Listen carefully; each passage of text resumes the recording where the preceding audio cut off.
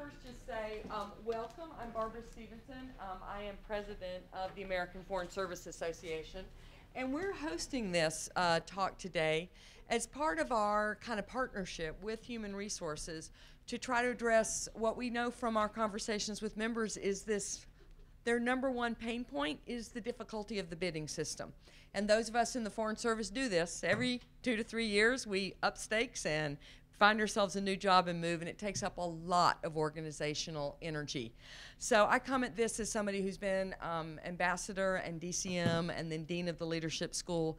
So I've done it from kind of every angle of watching the 360 process. And I can tell you, as being dean of leadership and management, there is nothing like the 360 process for professional development. So when we're going through basic leadership skills, intermediate, advanced, senior executive threshold seminar, DCM course and ambassador course, that feedback that you get and then you receive it with a coach to help you work through what am I great at and what am I not so great at is, I think, invaluable and one of the most important reforms I've seen in the Foreign Service since I came in.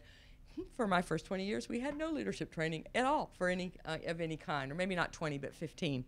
So I think it's really important in that context. I became concerned about it, though, over time as I watched it migrate into the bidding process. And I will say, when I then reached the point of needing to fill key jobs, I looked at the 360 information I got, which was asked, I can't tell you what the job is, but please comment on this person and rank them. And I read it and I was like, well, I can't use this at all to fill the job. This is of no help at all. And so then I had to come up with another system of figuring out who was the right fit. Could you really stomach the icky parts of the job? Could you soar with the parts that were good? So I found it to be not very useful. And this is when I started to deeply resent the untold number of hours I was spending on a 360 process as the ambassador and then a DCM of a Class 1 mission, because everybody wanted me to write for them.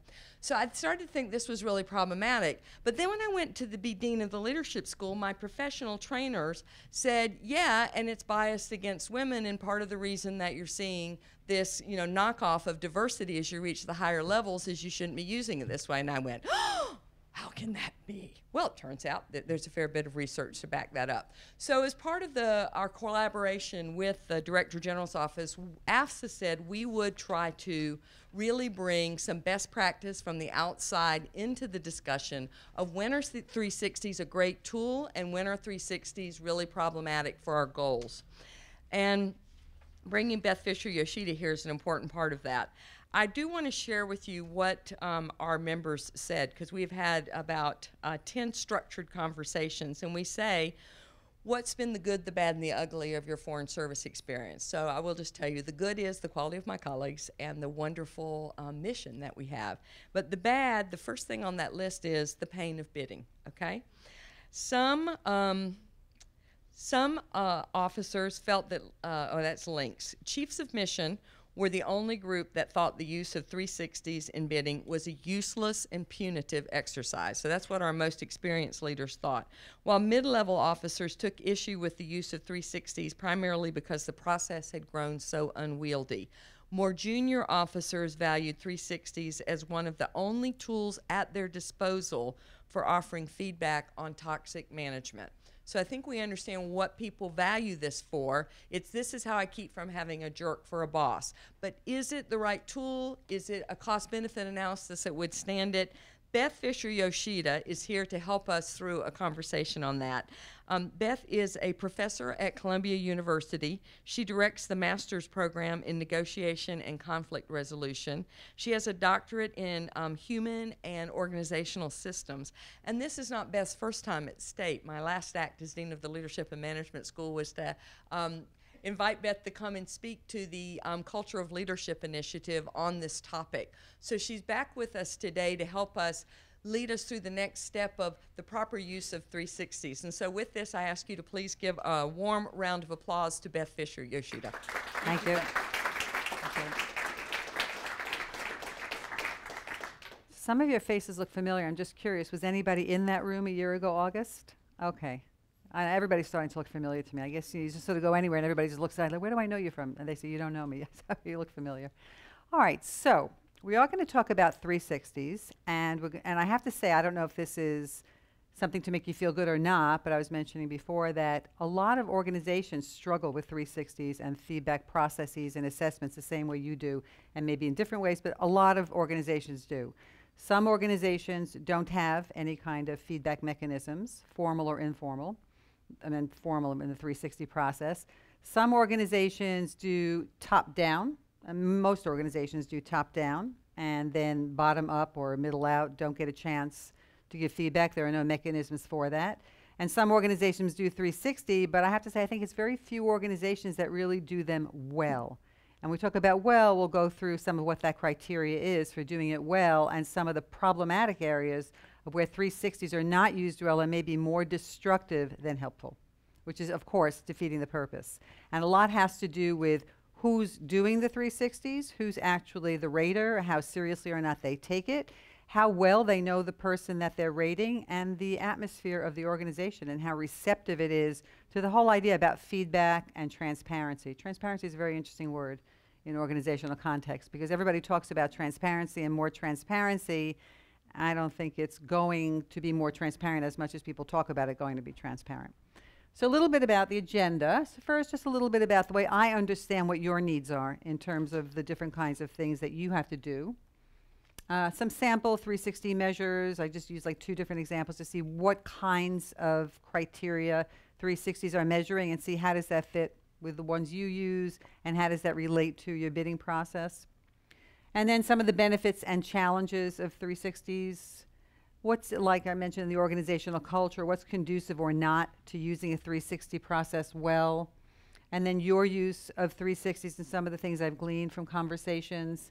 And then an important question is who owns the data? And that is absolutely critical, and we'll focus on that a little bit afterwards, because that makes a lot of differences into the whole idea about transparency and how constructive the feedback really can be.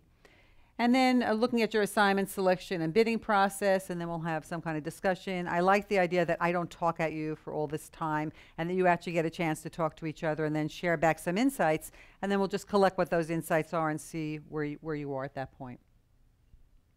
So my understanding is that for professional development, you use the 360 feedback assessment. Does everybody use it? Anybody not use a 360 here?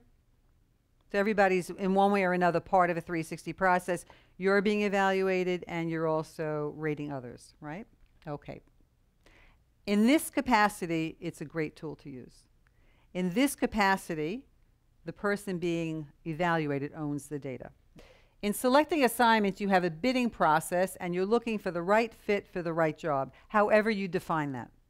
And we'll talk about that a little bit later about how well you've been defining what are the criteria for the different positions and then what are you looking for and how does that fit also as a developmental process for the candidates.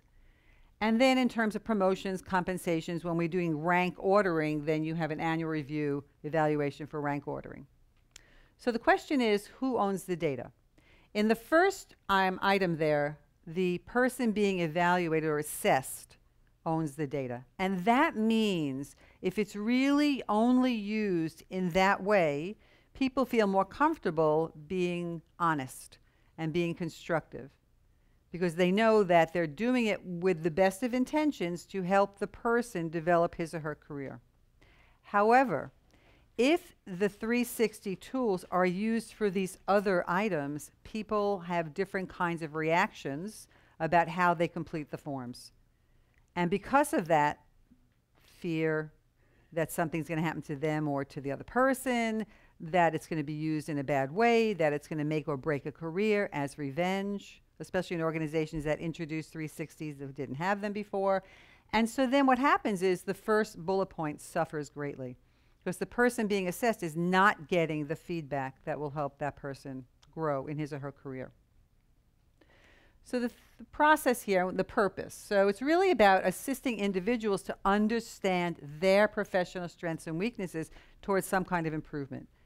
People do better. People are motivated more when they know they have some kind of goal to strive for and they understand how to get there, what's needed to get there, and they're supported in getting there. As adult learners, is that whole idea about challenge and support and being balanced in that. If we don't have challenge, we get bored.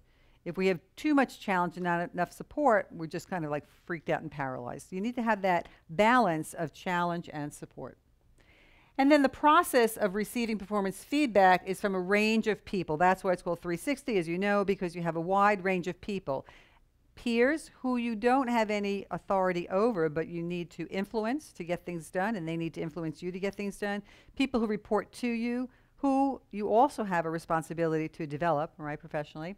And then people whom you report to. And there can be any number of layers depending where you are.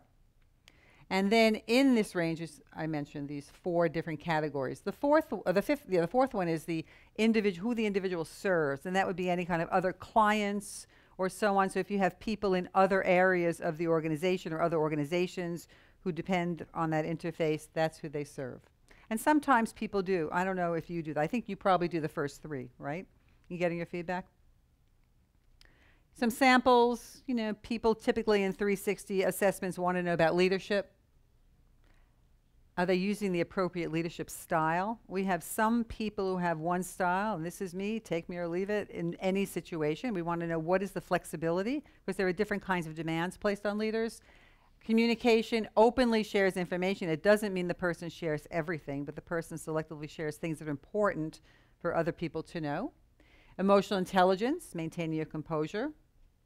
That's a big one, right? They say cognitive intelligence gives you entree into a situation, and emotional intelligence helps you advance. And this is when we talk about toxic leadership. I would imagine that if we did a survey and looked at whoever could be defined as a toxic leader, probably does not have a high emotional intelligence, thus the toxicity.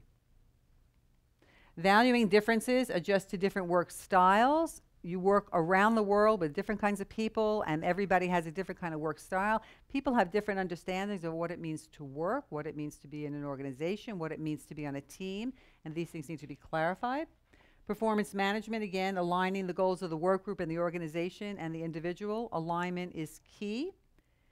Motivational and professional development, supporting training and other development opportunities. The younger generations who are coming into the organization, the millennials and so on, really, really value training and professional development. That's one of the criteria.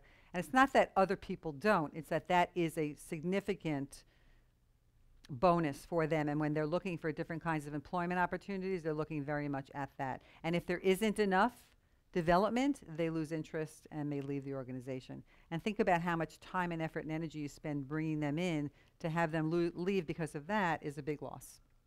And conflict management. Do they use appropriate conflict management style for the situation? Just like when some people have leadership, some people have one style of conflict management, and that could be either attack or avoid and anything in between. Not very helpful as a constant strategy. Momentarily helpful, not all the time. Another sample talks about self-awareness and self-leadership. So it's not only about how I lead others, how do I lead myself? What's my personal leadership style? Performance management, again, about goals and priorities, valuing differences, and creates motivating climate. That's an interesting measure too. What are you doing to create the climate that motivates people to rise to the top and be the best they can be? Communication skills, listening skills, feedback, and so on. And this feedback also does not mean only formal measures, but the informal feedback. Too often with 360s as well, people have that yearly, that annual review, if they do, and it's done, but what happens the rest of the year? Where's the feedback and the conversation the rest of the year? When there's more immediate feedback on the actual performance of what somebody's done. And then establishing and maintaining effective relationships and team building. People always tend to recycle, so you can't burn bridges because you never know when you're going to meet that person again.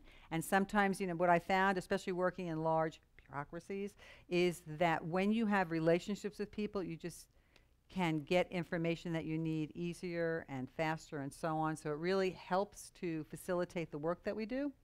And organizational culture, I mentioned before, how conducive is it to really having a 360 feedback? And the situational leadership. It rotates depending on what's needed. So those are just 2 different kinds of sets. Does this look familiar for the criteria of some of the things that you do in your 360s? Some of these criteria? I'm looking for like this or this, okay. Okay, so when the 360s are used well, this is what they have the potential for. They have the potential to align purpose with the use. Why are we using them? And how are we using them? We're using them for professional development. That is how we will use them, right? In the development planning for each individual. It provides multiple perspectives, as we talked about. It gives a well-rounded view. It's used professional development. It develops managers and leaders. So that is why we do 360s and get feedback so that people can, at that level, when they have managerial and leadership responsibilities, can learn from a variety of sources and perspectives how they can be better managers and leaders. It brings employees and managers closer together in the ideal world because they're sitting together and having these developmental conversations. Because one of the things that should happen after a 360 is done is that that information is used to plan the next year's goals. It aligns professional development with the organizational goals. So it doesn't mean this person is just being developed in something that's totally separate, but what does the organization need? What do we need in these roles? What are we going to need going forward? And that's how people fill in and are developed for that. But some of the challenges are that it's time consuming, extremely time consuming, and not given the appropriate amount of attention. People feel it's time consuming. It's like a dreaded part. And unfortunately, when it's time consuming, we don't spend as much time on it. It's also excessively subjective. There are assumptions, perspectives, and implicit bias. So that would mean that if I, as a woman, am rating another woman, I will have a different way of rating another woman than I will of rating another man. Whether I try to provide for that, like bracket my bias or not, there's still something there. There's research that shows this. Research also shows that we look for different qualities in different people, depending on their age, their race, their ethnic background, and their gender, amongst other things. So all of that is in there. So as I'm rating you, I may rate somebody higher. I think, well, he did the best he could, but I'm going to rate him higher. As somebody I expected more, I'm rating you lower. And then I'm also biased about what I'm looking for and the quality of the work that you're doing. So it's not completely foolproof in that sense. It could be demotivating because sometimes, you know, it's not on something. People respond well to positive encouragement. People also respond well to fear, which is not also a great thing to do, but people know that if I don't or else, then they will respond and get on board. But sometimes the feedback from 360s can be demotivating because they think they're doing better than they're doing, and then they get some rating that they don't agree with, and it just flattens out their motivation. So it works against what you really want to happen. It contains irrelevant items. So in a 360, you typically use a standard form, and not all of the criteria on the form are relevant to the work that you're doing. And sometimes, I think there's another one here, that you don't even know how that person does on that feature, but you have to fill it in there. Sometimes you do not applicable, like doesn't apply, but then if you have too many doesn't apply, then what kind of feedback are they getting? And it does little to improve performance, and it may actually backfire, related to the demotivating. And the rater may not know the answers. So I know a person in a certain way, but I don't know how well this person does in all these features. And it's not specific on behaviors. And what do we deal with in the workplace? Behaviors. We're dealing with how somebody acts. They may do something well, but in the manner in which they do it may not be agreeable. And then who selects the raters? Is it the person who is being evaluated selects the raters? Then what does that mean? Does that mean that the person is getting a well-rounded viewpoint about how he or she does? Or are they only asking people, if it's possible, who they think will give them a favorable review? And then if somebody else is choosing the raters, what does that mean for the person who's supposed to own the feedback for their professional development in that review? I'm working with another client right now who are looking at the 360s, and they said, oh, we wanted to pick the raters for the people. And I had to say, well, if you do, then it's not really what the 360 is supposed to be used for. So we had a conversation. I said, you can have a conversation with them to discuss, this is HR, to discuss what you think would be a well-rounded assortment of people, and maybe review the list if the person feels comfortable sharing it. But if not, now I already had conversations with the people being evaluated mentioning this, and they were like, absolutely, absolutely. But then who they actually choose, I don't know. And individual and organizational readiness for the 360. If it's used as a tool of revenge, or I'll do you a favor if you do me a favor, then is that really doing what the 360 is supposed to be doing? What are the results really showing? If we take the results at face value, then we have to assume, which is not always good, that everybody did it really well and everybody really was being fair and everybody really knows all the criteria they were evaluating and so on. But these are the challenges I'm imagining that some of you are facing.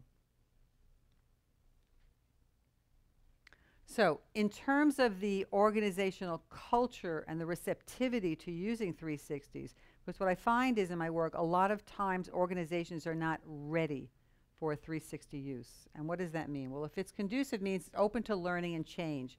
If the organization really believes that they have an opportunity to learn and change, it works better. If not, there's resistance. If people feel safe really writing what they're going to write, and that means that me as an employee, if I receive feedback that may not be favorable in some aspects, that I feel safe. I don't like it necessarily. Of course, nobody wants to receive bad feedback. But am I going to feel threatened that my job is in jeopardy or my promotion is in jeopardy or my advancement's in jeopardy because of that? If that's the case, you want to feel safe and you want to receive support from managers and peers, which means that I am getting a really good supported development plan to help me grow myself in my career based on some of the feedback that came out of the 360. And the 360 is not the only source of information we should be using, but it is one source. And if you're spending so much time and energy and effort on using 360s, how much is really weighted in the decisions that you make? And it should improve communication and working relationships because people are receiving feedback, people are improving, and so on. However, there's always something else. However, the challenging part is when there's a resistance to change. We already know who we are. We already know what we're doing. We don't need to change. This is the way it's always been done, and blah, blah, blah, blah, blah. Do you ever hear any of that? You don't have to admit it. If you feel threatened and there are reprisals, especially when it comes to junior people evaluating, giving ratings on their bosses or the next level. It could also be from peers if somebody doesn't like what they think you've done or if they think they are in competition with you. If it goes up in the career path, then I have to make you look bad so I can look better. So sometimes that's done. If you receive notes, put your arm on your own. Yeah, you know, you really need these developmental issues you have, so just go fix them. People are like, well, you know, I didn't think I had them, or maybe I've had them, but I don't know where else to get support for that. And if you're unable to have an open and developmental conversation, very often I found that people who need to give feedback to others don't do it well because they're uncomfortable.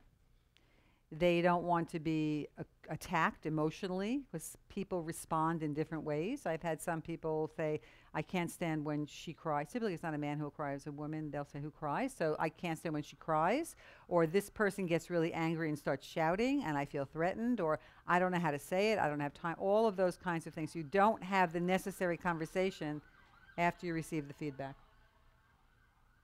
So your use, my understanding, is for professional development. That's a good thing. In your leadership and management development programs at FSI, that's a good thing.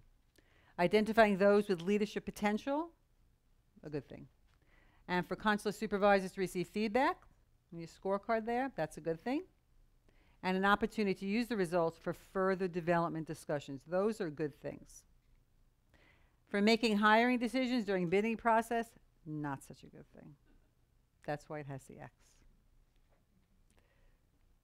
Lack of transparency, and it erodes trust. If I am supposed to be filling out the 360 for somebody and they are supposed to own the data and I am supposed to be honest and constructive in what I'm writing, but then it's getting used some other way, I don't know how my data about me is being used to make decisions about me, and I may not be comfortable with that. If you cannot discuss the results until after the bidding season is over, people say, well, if you have an issue with it, just come talk to me after it's, well, after the season's over, where is the timeliness in the discussion? Because sometimes people may want to qualify or explain what was written in something. So for example, just a sidebar, when I am doing admissions for the graduate program at school, I look at people's GPA and their transcripts and all sorts of things, and I see gaps and everything else. I'm looking for an explanation if they have a low GPA, but they have really good experience. So something about the person looks really interesting. I want to accept them, but they have a low GPA. So I have to look at the personal statement where they have a story about why, or I can call them up and interview them and say, I noticed this, tell me. And usually it works out with, there's a great explanation. I would have rejected that person if I didn't have the opportunity to get more information and have that conversation with them so they could explain. Raters are chosen by the person being assessed and could be biased. I'm going to choose this guy because he's my friend, and last time I filled his out and I did a really good job, so I'm expecting that in return. Not a good way. It's difficult to differentiate because all ratings are glowing. So we have everybody who walks on water. Everybody at 1 out of 10 has a 10. How do you differentiate? Everybody can't be perfect. You may have a perfect organization, but everybody can't be a 10 out of 10. And confidentiality concerns in how the results are shared. Who's seeing my results? Who's seeing my feedback? I may not be comfortable because I don't know how they're using it, how they're understanding it, how they're viewing it. And the person reviewing the feedback may not be trained in how to interpret it. How many of you have gone through training in how to use and understand and interpret 360s?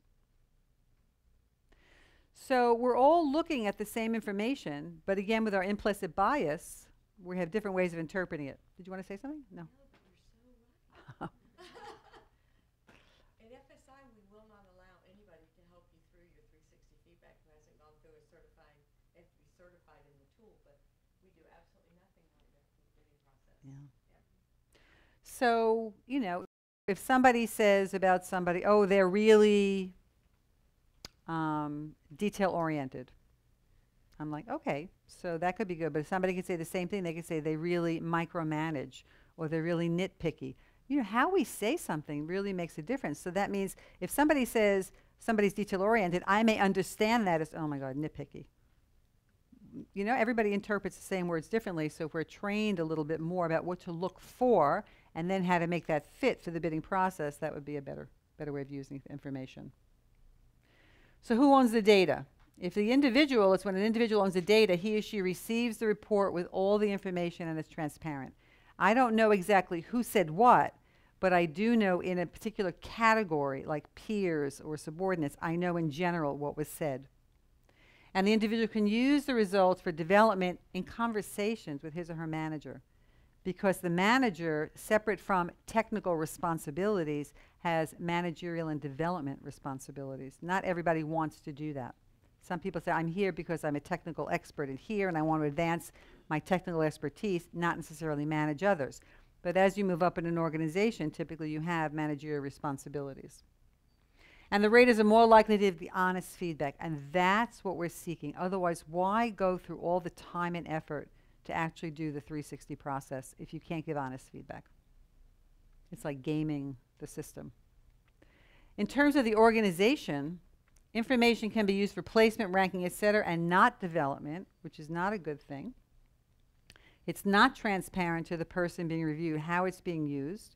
So then if I get or don't get a promotion, I don't know what those conversations were behind doors about my performance review. And raters are less likely to be candid, and that is the real loss. And that's the waste of time. You spend so much time doing so much, and if you can't be candid, everybody loses. And then the raters can use the tools as a favor. I'll give you all, you know, good, don't worry about it. And give a positive view or a chance for revenge. I can't wait to get my hands on that 360, and I'll show him or her. Yes? Just a question. You're assuming that if the organization owns the data, that raters and the ratees don't know how the data will be used. However, wouldn't you normally be very clear and transparent about exactly what purpose you're collecting the data for? If you're using a 360 and you're clear about the purpose, what they don't know is what aspects of the data you're using and how that's being decided. They just know you're using it. But they don't know what raters have given them if they don't see the results to things. So what I would say is that for an evaluative process, a ranking process, evaluative process, bidding or placement process, I wouldn't necessarily use 360s.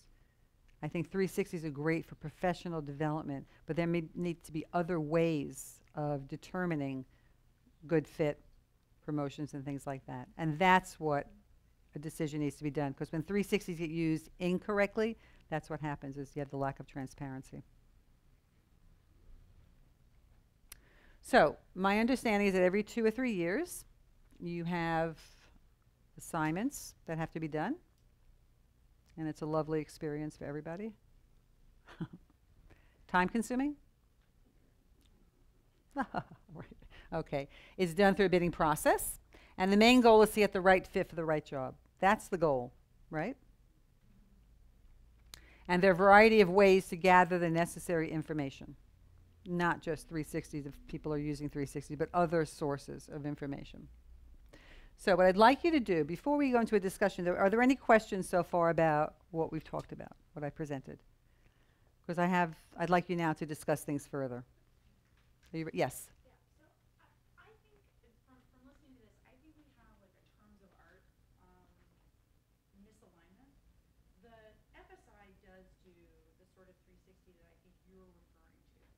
The 360s that we write about each other during the bidding process are much less detailed, tend to be like a paragraph or two that, starts off, hire Bob. He would be great for many things, and it's not it sounded to me from your presentation like you thought hiring managers were taking the FSI information and using it to assign people to jobs. And that couldn't be farther from the truth. Mm-hmm. Yeah. I agree with what you're saying, and I'm just saying that is that helpful when you receive these paragraphs from people, what they've written in the bidding process, to actually make an assignment? As a hiring manager, yes, I would say yes. It could be more helpful, but Do you only base your decisions on that information or other sources of information? no, you get where the person's been assigned before, or where they went to university. They write a little note, but when it boils down to will this person succeed in, say, a relatively challenging environment? Is this person more a consulate person or an embassy person? I think the sort of feedback foreign service produces, painful as it is not bad. Okay. I just saw some other people going, yes. I have to, at least in my experience, and I've been through a lot of 360s, mainly for filling positions, that because they're non-specific now, you're not getting feedback in terms of particular position the person's going into. It becomes very Just generic feedback? very Okay. generic. And where I have found it, and I would call these more references and data gathering on people's really 360 feedback. And I hate to be, the old guy, but, in the days when we used to construct the questions based on the position, and we sent it out to people, some of whom were chosen by the person who's bidding on the job, some chosen by us. Because you want to make sure you've gotten that most recent boss. Mm-hmm. And when it was specific to the position, when you had questions specific to what you were looking for that position, it was very useful. And you had that option of people calling you to give offline. It was a lot of work. It was an awful lot of work. And it took a lot of people to do it. But you got information that was specific Mm-hmm. to the position that you were trying to fill. Okay. I think you raised your hand back there too. Yeah. Well, your last slide, I'm still really sort of hung up on the idea of who owns the data and then the result. My experience has been if you're doing it for the bidding and hiring process and you're a rater, the person you're rating does not own the data, does Right. not see the data. Therefore, I'm more honest and transparent, frankly, in some ways with what I put in. Whereas for the leadership and management side, although there's supposed to be a number of people, the last time I had that done, I only had one supervisor fill it out, so I could track exactly what he said, and I knew exactly everything he commented on, which was actually it helped the discussion. But it was, I guess you could call that transparency, but I don't, as a rater in the development side, it makes me a little leery because I'm like, well, possibly when I put this down, they're going to see everything I've said about them, so I'm going to be a little cagey in what I put down because maybe I don't want to have that awkward conversation or Mm-hmm. role. So that I just think looks like you have it backwards. So the person, well, in the 360 feedback they do with FSI, right, there should be a number, not just one, but sometimes that's the way it fills out, but there should be a number of people so it does get homogenized a little bit for that category. So that's one thing. The part where you're using the 360 as a rater for the bidding process and the other person doesn't, the person who's being rated doesn't see what it is, this is where the lack of transparency is. So for the person being rated, not for you who's doing the rating. You can say whatever you want, and then the person who's being rated doesn't get to not necessarily know what you said, but doesn't know all the information that was gathered about him or her, and it could be misleading. He could have explanations for things that happened. Maybe you only had one kind of like limited interactions with the person and they did not go as well. You didn't see so there are many qualities that maybe get put into that evaluation that the person could explain if the person was more part of the process and so on. And then just going to, is all of that information that's there a way of determining fit for the role? That's the main point. So if what you're writing is great information that really determines if the person has the best fit for that particular job, then it works. But that's not what I'm hearing is the situation. Yes? Another aspect of it is who owns the data after the process is finished, and who sees the data throughout the process. In the CLC and the new mechanisms that were all created in order to make it easy so it wasn't as painful as going in and having done it both ways, the super long bidding list, it is a full-time job to sit there and do it correctly. But even though they all have protections for privacy, at the end of the day, hiring manager goes, I don't want to go in the system, print it out for me. And that's printed out and that's circulated. And hopefully it's just going to the person it needs to go to. But it may not. It may sit on somebody else's desk. It may get thrown away. It may go someplace else. And it's sitting there for a year. So if you have crossover bidding, like you're at the tail end of one and the beginning of the other, there's all sorts of mechanisms about, well, that was before and this is now. I think the best thing it does is it measures the person's emotional intelligence. How good are they at picking people who are going to talk well about them? And you'd be surprised how many people are so not self-aware, they're picking people they shouldn't be picking. And what it doesn't tell me, what holes are in that data. They didn't take from this group of work experience. Why? They can't get anybody from their subordinates. Why? And it's a CYA exercise. I did it. Now let me pick who I want to pick. That's what happens. So yes, well, one more, and then you'll have a chance to be in discussion. I use the system to rate. Oh, sorry. Hi. I use the system to rate quite a few people, and echoing some of Ambassador Stevenson's remarks, one of the things that I found was the State Department is so big and we had so many sub-organizations doing it, the inconsistency of it was absolutely maddening. And there was a reference made, I think, to the Consular Bureau's system, which I thought was the best one, not one I usually use because I was a management cone officer, although I used it a few times. And it was a very good system, but then I would go from that system and then the same person would be bidding on a job in another bureau and they'd have a completely different system. And I would keep copies of the things that I had sent year after year, and sometimes the same person would ask me, 3 or 4 times over the course of their career, and I would try to copy and paste things in, but you often couldn't do that. So it just became quite maddening, just the amount of effort that you had to put into these things. Also, lack of feedback on the 360 reviews that you put in. It was frustrating to me because I had a lot of terrific people that I really took a lot of time to recommend, often trying to tailor the recommendation to the job they were applying for. They wouldn't get the job and you'd get no feedback. And that was, that was demoralizing for me as someone who was really trying to help these people out. Yeah, for sure. Thank you. Okay, so let's just